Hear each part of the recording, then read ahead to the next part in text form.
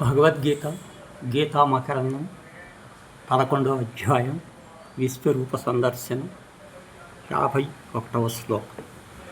దృశ్యత్వదం మానుషం రూపం తం సౌమ్యం జనార్దన ఇదానీమస్సి సంతృప్త సచేత ప్రకృతం గతః.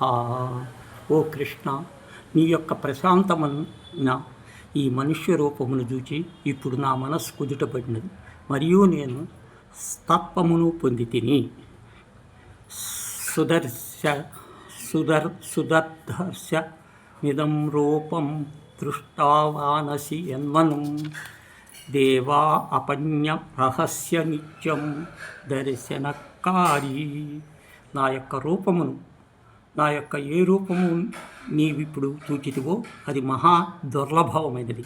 దేవతలు నిత్యము నద్దానిని దర్శనం చేసుకోగలరు. వాహం వేదర్న తపాసన దాని వేధ్యేజయా శక్యా వీవం విధో దృష్టం ద్రష్టవానసి మాం యథా.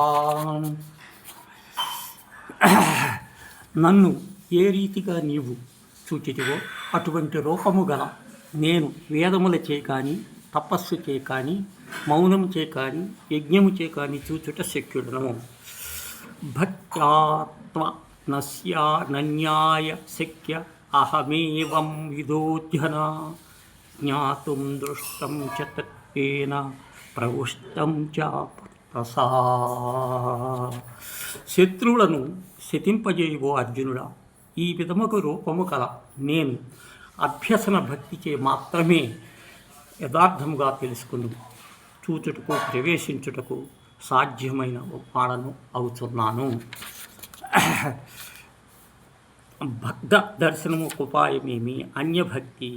దానివల్ల జీవునికి ఏ ఏ ప్రయోజనములు సిద్ధించును? భగవంతుని గురించి తెలుసుకును, అతని చూడగును, అతని యందు ప్రవేశపెట్టగలను. మత్కర్మ కృస్మాత్పరమో మృధ మద్రుక్చ స్వయవర్జిత నిర్వీర సర్వభూతేషు యస్సా మామీతి పార్థవా.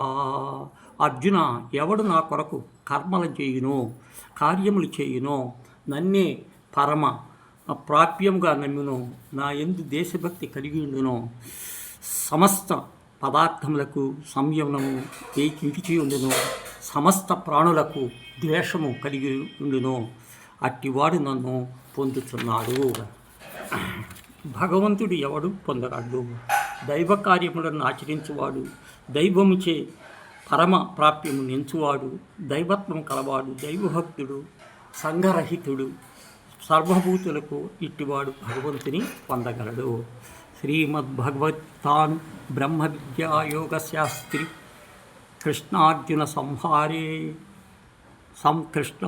సంవాదే విశ్వరూప సందర్శన యోగ నామ 11వ అధ్యాయం సమాప్తం.